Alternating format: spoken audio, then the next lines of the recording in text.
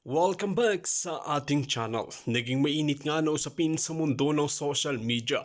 Tila hindi nga di umano pinalagpas ni Senador Bato de la Rosa at ni Senador Imee Marcos si Gälvez. Dito natin makikita na nasa katinuan nga si Senador Imee Marcos at pinaglalaban pa rin ang kanyang prinsipyo.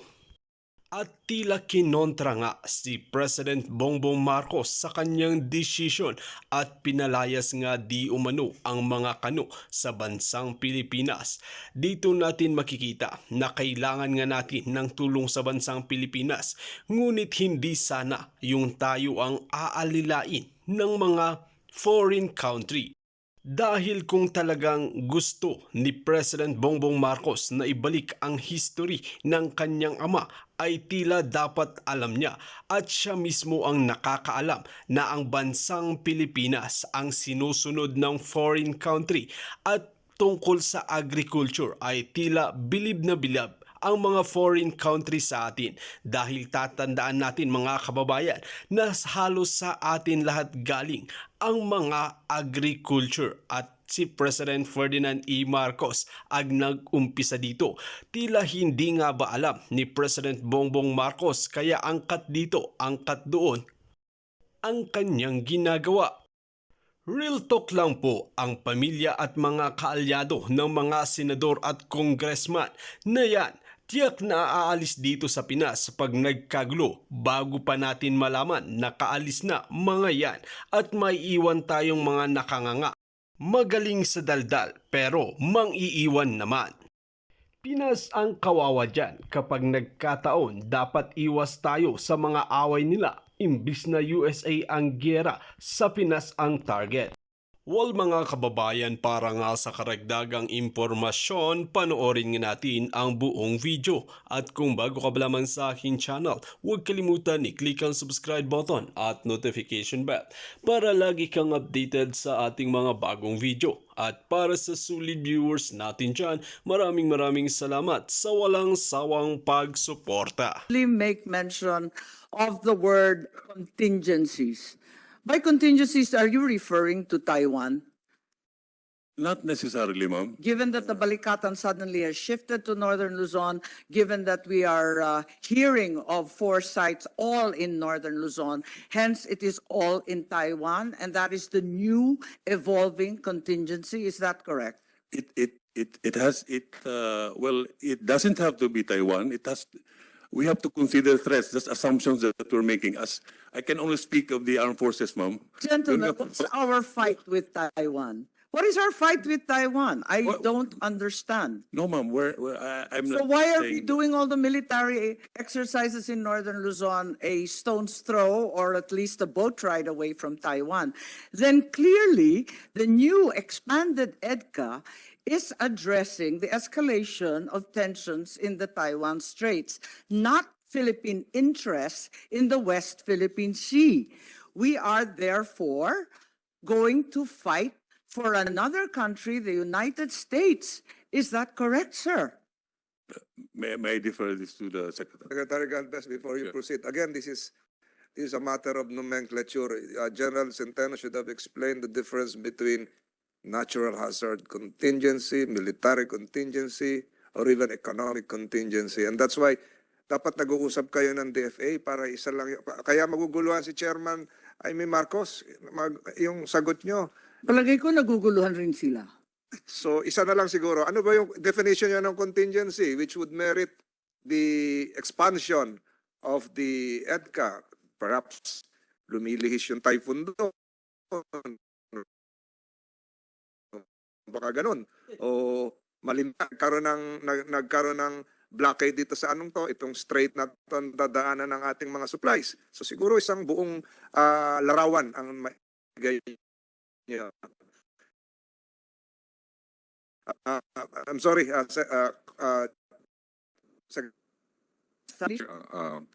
look at the totality of our complete preparedness to collective defense and also to disasters. Of course, considering that the Philippines is the most vulnerable on climate change, we'll try to look at it at the comprehensive and strategic perspective of the whole territory that we had. Balikatan exercises is being done annually, and it is being done rotationally on the different regions. We have already completed many Balikatan exercises in Central Luzon and also in Southern Luzon. And even we have a parcel of joint training, we call this Salaknib, I believe, in the areas of Mindanao. In fact, right now we have joint exercises with Australia in 6th Infantry Division, meaning the contingency that we are having is basically full scale, meaning whole of nation and whole of government approach. At the same time, it also covers the whole territory that we had, including all the island. So the reason why we choose the northern part for Balikatan exercises, because there is the tendency of really, really our preparation really for disaster is very. Thank you, Madam Chair. Alam nyo, magpapalabasan na lang tayo dito ng sama ng loob dahil nga pag dumating yung pambubuli ng China, tayo galit na galit sa China, wala tayong ibang iniisip kung kanino tayo hingi ng tulong. And the closest ally that we can think of is Amerika. Di ba? Dapat silang tutulong sa atin. Ngayon, ito namang Amerika, marami mga previous incidents na pinapahirapan rin tayo, ginigipitin tayo. Like for example, yung na-cite kanina ng ating isang resource speaker during Marawi Siege, yung procurement namin sa PNP ng rifles, hinarang ng Amerika. Hindi sila tumulong. Nagamit sana namin yun sa Marawi Siege. Ngayon, kaya mag-ingat tayo paano tayo magamit at magpagamit sa kanila. At the same time, kung magpagamit tayo, dapat magamit rin natin sila. Hindi dapat one way. Hindi ito dapat one way na maalala lang namin ang Pilipinas. Kayo ngayong may problema sa Taiwan, pwede palang gamitin na launching pad itong Northern Luzon para sa counter-attack natin doon sa Taiwan. Kung na-invade ang Taiwan by China, pwede magamit ng Pilipinas. Itong mga Amerikano rin dapat, ipaparating rin nyo, sir, kayo naman nag-uusap palagi. Parating rin nyo na kaya yung mga tao minsan nagiging negative sa inyo dahil lumalabas na parang user kayo. Magagamit lang kayo pag kailangan nyo kami. Pero panahon ng kinakailangan kayo, hindi man kayo tumutulong.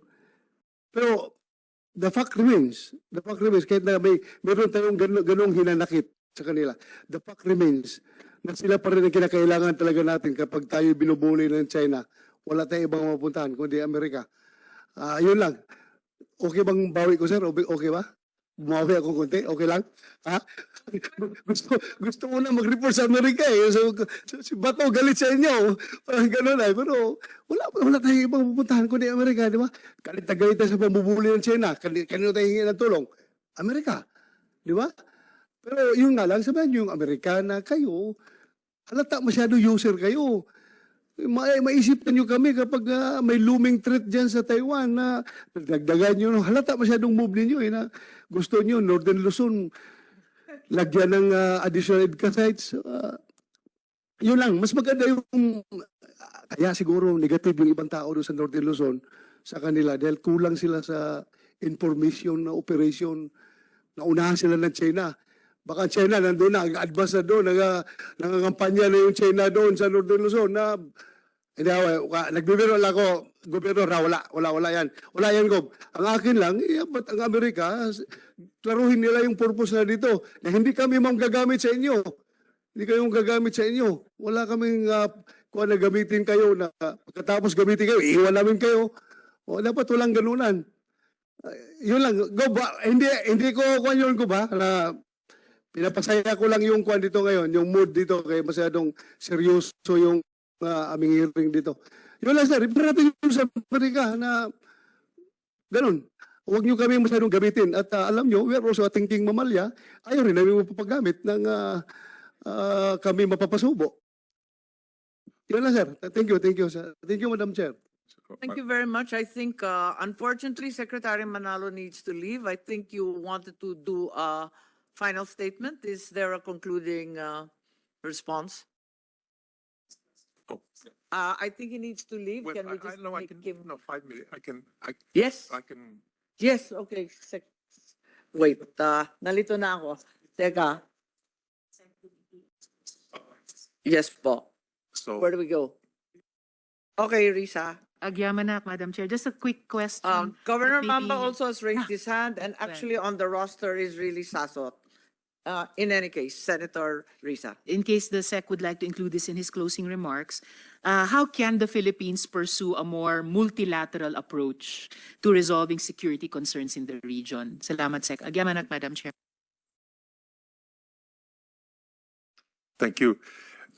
Madam Chair, my apologies. I have to leave very soon to attend to the visit of PM Anwar, who's going to meet the president this afternoon. First on the query of Senator Ontiveros, yes, I think precisely that is the approach we're taking now. Multilateral, which cooperation. Not only in terms of, let's say, multi, but even tripartite or joint with a number of our partners. It's already been stated at the last visit of the president's visit to Japan.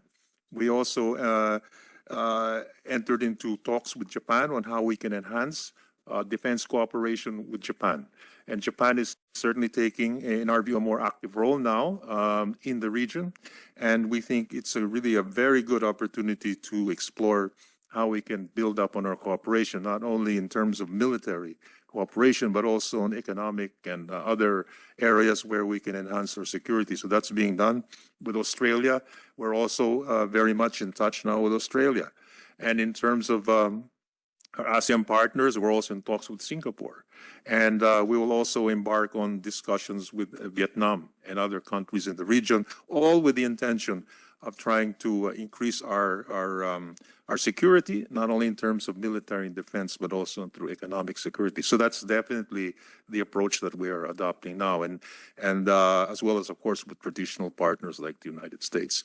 I just wanted, Madam Chair, just to say last points on our discussion on EDCA. What I can simply say is that on EDCA, of the existing 5 projects, a number of them already include humanitarian and disaster relief projects. So that's very much in sight.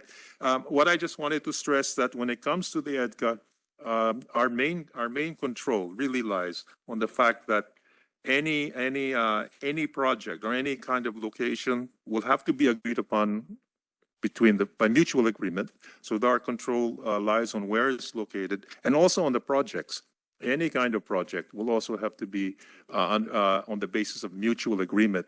So I think in that sense, there is control over some of the other aspects of the agreement. But I just wanted to add that by saying that we do have control, especially in the most important parts, location and the nature of the project.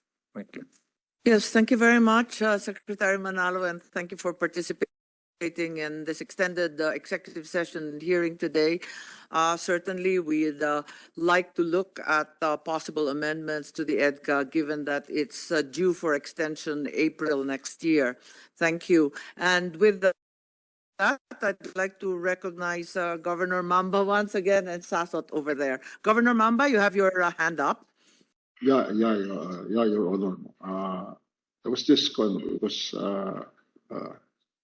when the political officer of the U.S. Embassy came to me together with 3 military men and the economic attaché,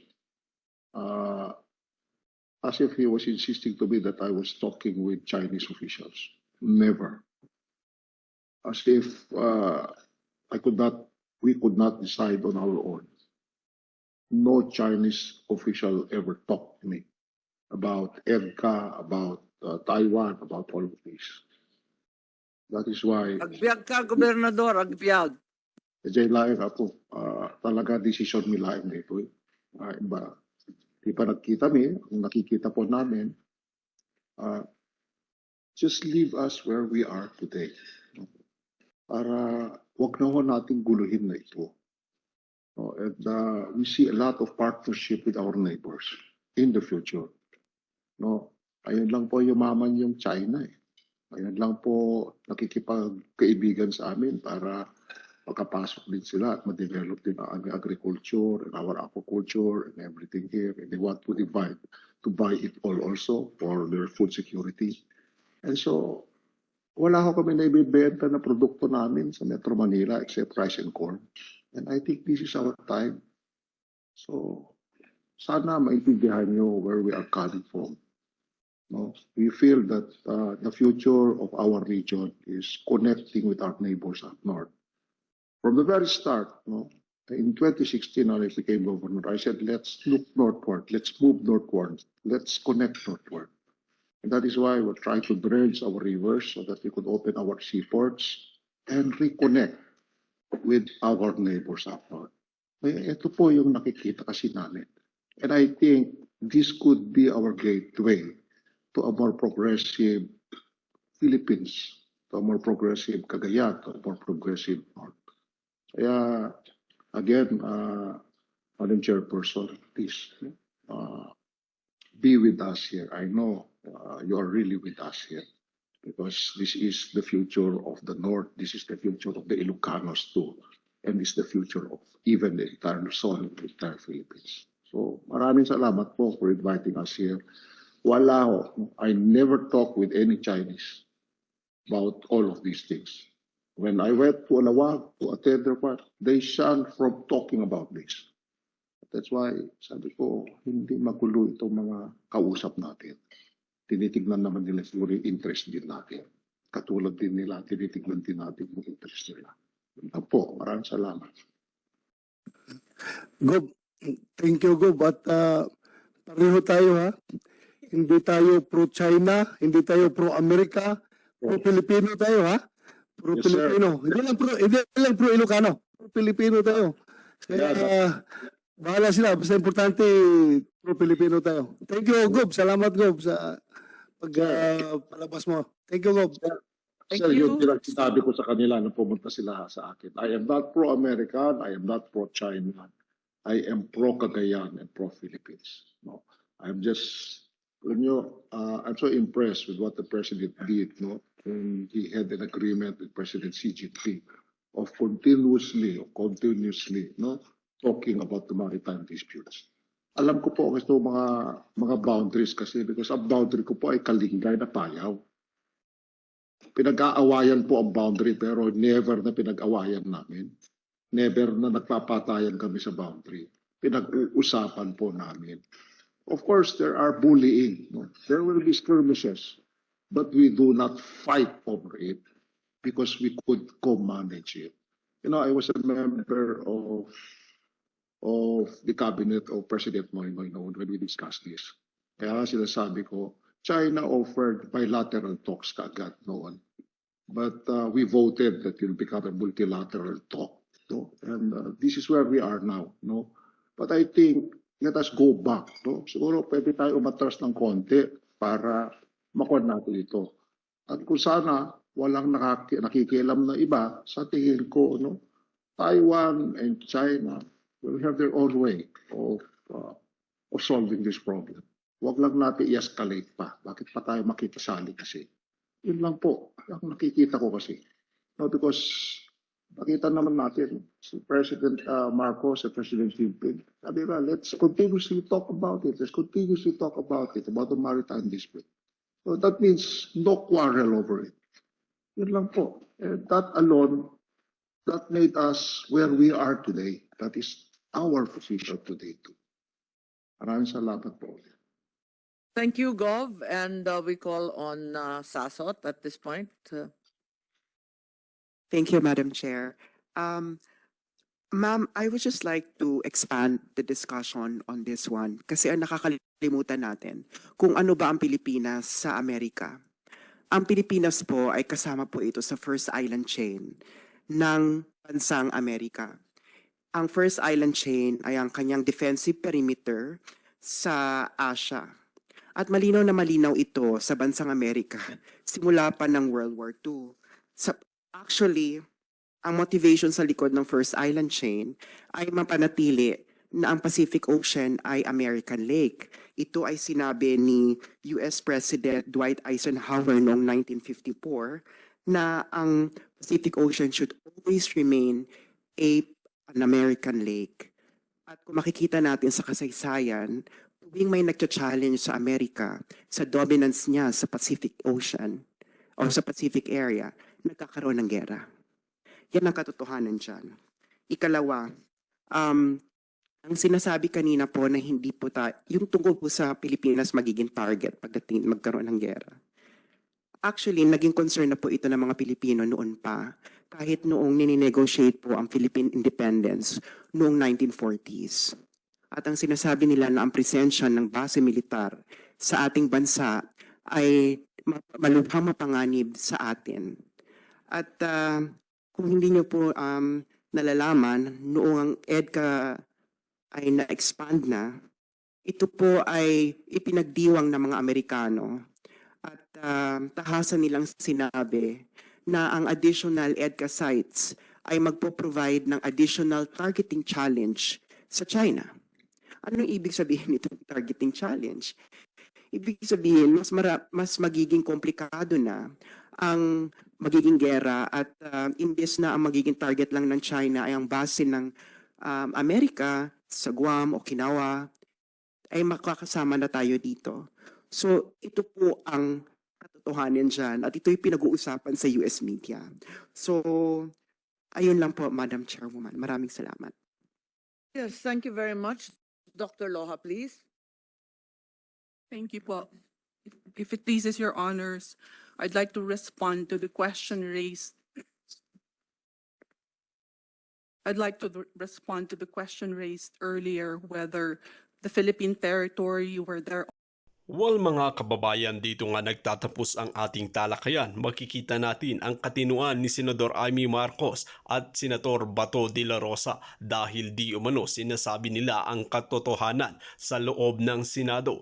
Kaya naman sana ang kahilingan ng kanyang kapatid na si Senador Amy Marcos kay President Bongbong Marcos na sana'y magising ito sa katotohanan dahil tila nakalimutan na yata ang kanyang mga pangako at kanyang adhikain sa pagtakbo bilang presidente. Nagpaglingkuran ang taong bayan at hindi ang kanyang asawa. Well, ano ang inyong mga opinion mga kababayan? Just comment below. Comment section at ating pag-uusapan.